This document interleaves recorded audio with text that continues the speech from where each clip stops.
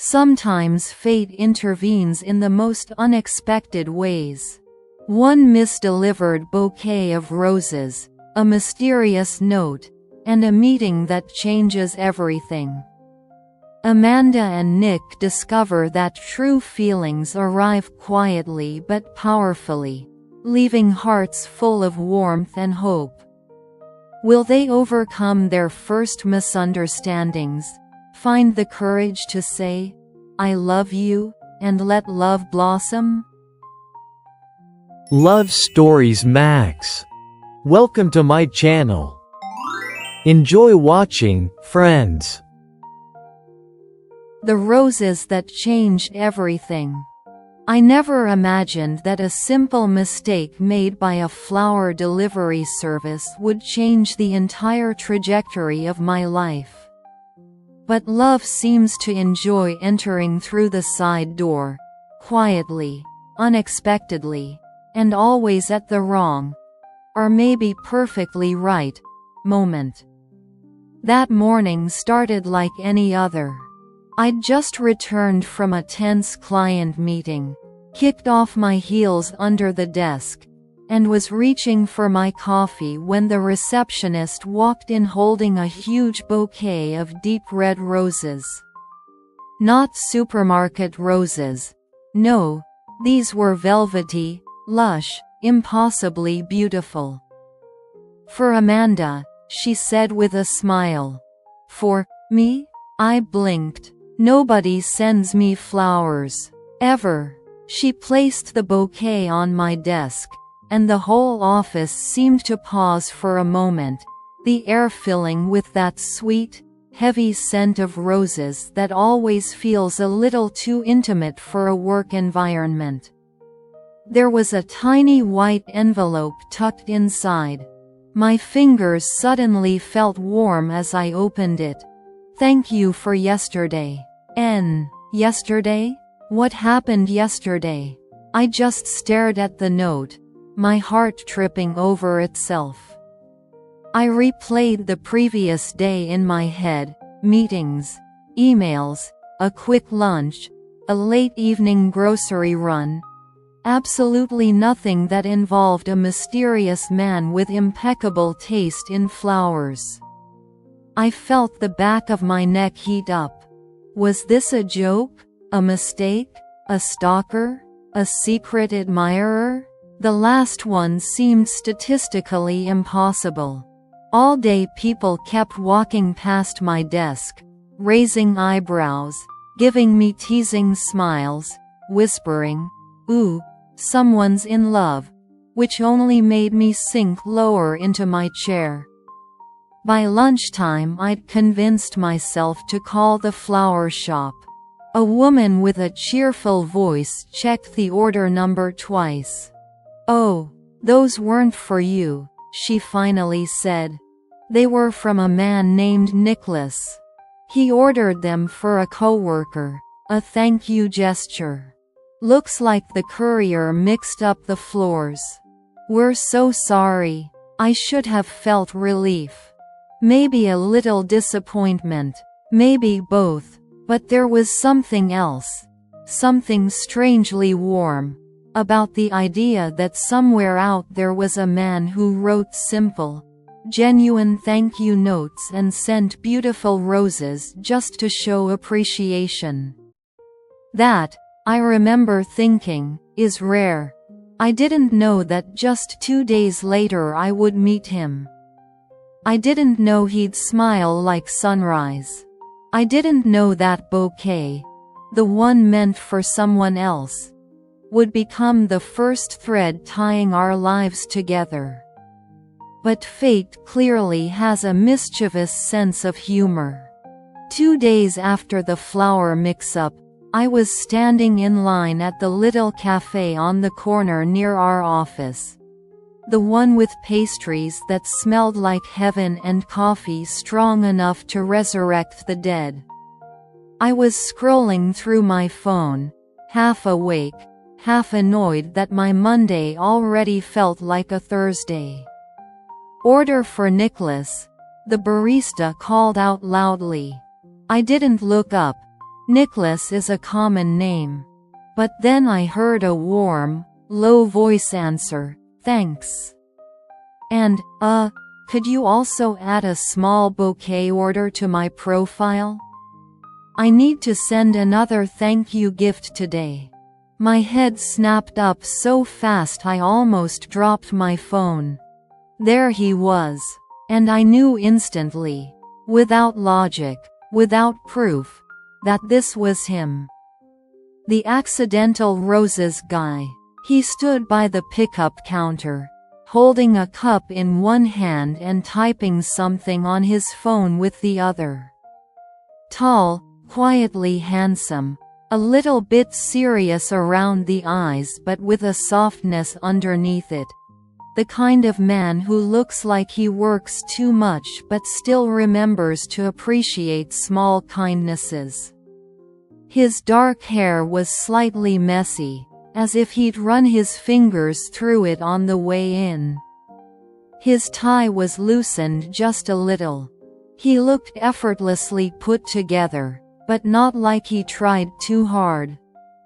Somehow that only made it worse, or better. Before I could talk myself out of it, my feet carried me a step closer. "Excuse me," I said, my voice a bit too timid for my liking. He looked up, and wow. His eyes were this deep, warm brown that somehow made the room feel a degree softer.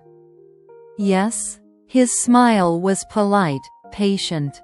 I lifted my chin slightly, trying to sound casual even though my heart was doing gymnastics. "Did you, by any chance, send roses last week?" With a note that said, "Thank you for yesterday." His eyebrows jumped, and he let out a quiet breath, half a laugh, half embarrassment. "Oh God, please don't tell me you're the one who got them by accident." "I am," I said, biting back a smile. He ran a hand through his hair, shaking his head. "I am so sorry. They were supposed to go to my coworker Emma. She helped me finish a crazy project, and I wanted to thank her. Then the flower shop told me they messed up the delivery." "It's okay," I said. Honestly, it made my whole day that much more interesting. He laughed, a real laugh this time, warm and slightly disarming. "Well, I'm Nicholas, but everyone calls me Nick." "Amanda," I said. We shook hands. Not a business handshake, not a nervous one, but something warm and slow, like neither of us wanted to pull away too quickly. Something in his eyes softened as he held my gaze a heartbeat longer than necessary. "I feel like I should make it up to you," he said with a small smile. "At the very least, let me buy your coffee." I opened my mouth to refuse, out of politeness or instinct, I'm not sure, but the words simply didn't come. Instead I nodded, and just like that, the tiniest twist of fate, one misplaced bouquet, folded into something real. As we walked out of the cafe together, coffees in hand, I caught myself thinking, maybe some mistakes aren't mistakes at all. If someone had told me earlier that week that I'd be standing on a city sidewalk, sipping coffee with a stranger who accidentally sent me roses, I would have laughed. Or panicked. Or both. But with Nick, nothing felt strange. Nothing felt forced. It was as if the air around us shifted into something lighter, easier. Like we'd known each other longer than 30 minutes. We left the cafe walking side by side. He didn't rush ahead or linger behind. He matched my pace naturally, without thinking about it. I noticed it instantly. Little things like that always reveal who a person is. So, he said, glancing at me with a half-smile, how embarrassing is it that our first interaction involves me sending flowers to the wrong woman? I laughed. Honestly, it's the most interesting thing that has happened to me at work this month. Glad I could unintentionally help, he said, and there was something playful in his voice that made my chest warm. As we walked, he told me a bit about the project he and Emma worked on, how stressful it was, how grateful he felt, how he didn't want her effort to go unnoticed. That's thoughtful, I said. Most people don't even send thank you emails these days. He shrugged but looked almost shy. Small gestures matter. I don't know why, but that sentence stayed with me long after he said it. We slowed when we reached the block between our two office buildings. He pointed at his with a little nod. That's me. And mine's just over there, I said. He hesitated, but just for a second, before turning fully toward me. Would it be weird if I said I'm really glad the courier messed up? He asked. My breath caught a little. Not dramatically. Just enough that I hoped he didn't notice. I don't think it's weird, I said softly. He smiled then. Not big, not flashy, but real. The kind of smile that reaches the eyes and stays there.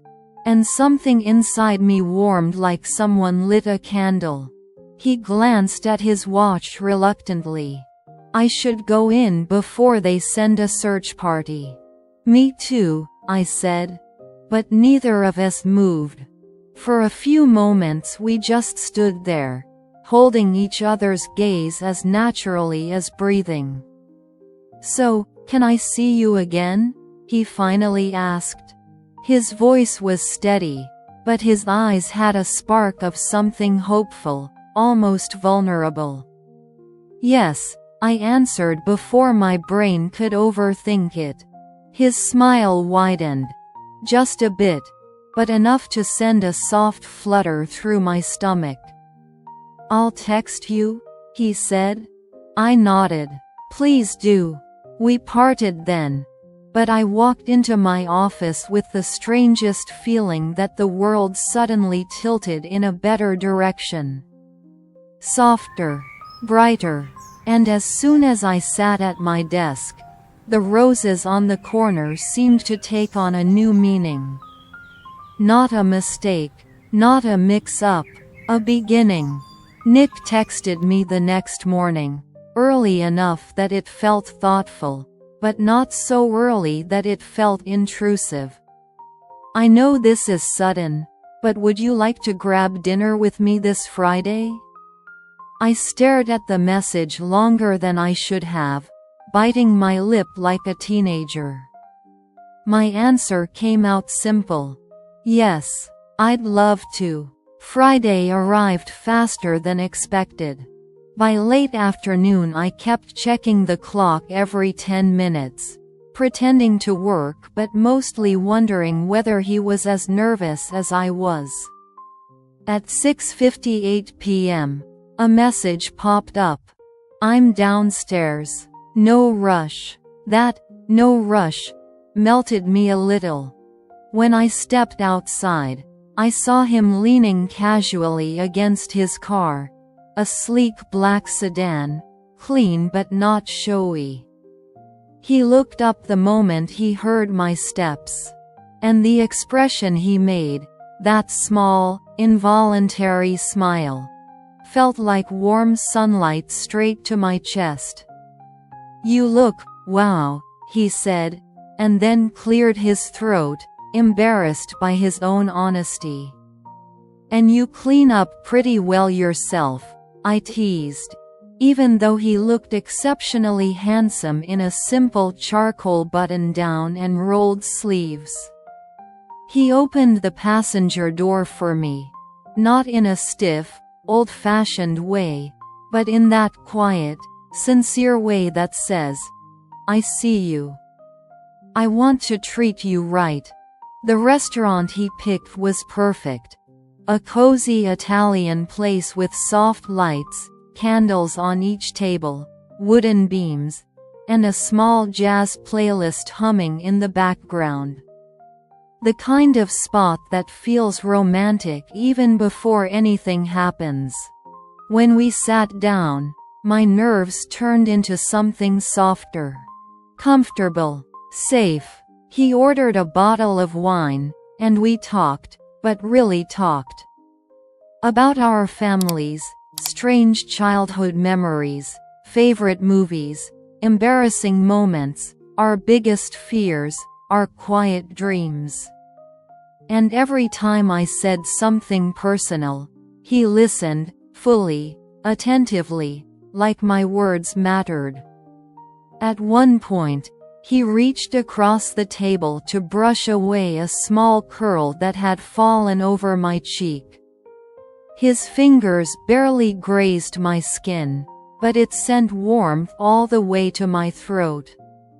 "Sorry," he murmured softly. "It was in your eyes." "Thank you," I whispered, wishing his hand had stayed there just a second longer. Midway through dinner, rain began to tap gently against the windows, soft, rhythmic, turning the whole evening even cozier. A warm glow reflected on his face, and I caught myself staring. "You're thinking about something," he said. "Maybe," I answered. "Good something or bad something?" I smiled. "Good." He leaned his elbow on the table, his voice lower now. "Then I want to hear it." I hesitated, just for a moment, before saying, "I'm glad I met you." His eyes softened instantly, like I'd lit a candle inside them. "I'm glad too," he said quietly. "More than you know." After dinner, instead of driving straight home, we took a slow walk under the awning-covered sidewalk. The rain was steady but gentle, a soft whisper around us. Our shoulders brushed occasionally, accidental, but not really. He offered me his jacket even though I insisted I wasn't cold. He draped it around me anyway with a quiet, "Humor me," and something in that simple gesture made my heartbeat stumble. When we reached my building, neither of us spoke for a few moments. The night felt too perfect to end abruptly. Nick stepped a little closer, eyes searching mine, gentle but unafraid. "I had a really great time," he said. "Me too," I breathed. And for a moment, everything felt suspended, the rain, the air, our breath. Like the whole city was holding still, waiting. He didn't kiss me that night. Instead, he brushed his thumb over the back of my hand in a slow, warm motion that somehow felt even more intimate. "Good night, Amanda," he whispered. "Good night, Nick." And when I walked upstairs, my heart felt full, not because of a kiss, but because of a promise of one. Sometimes life surprises us through small details.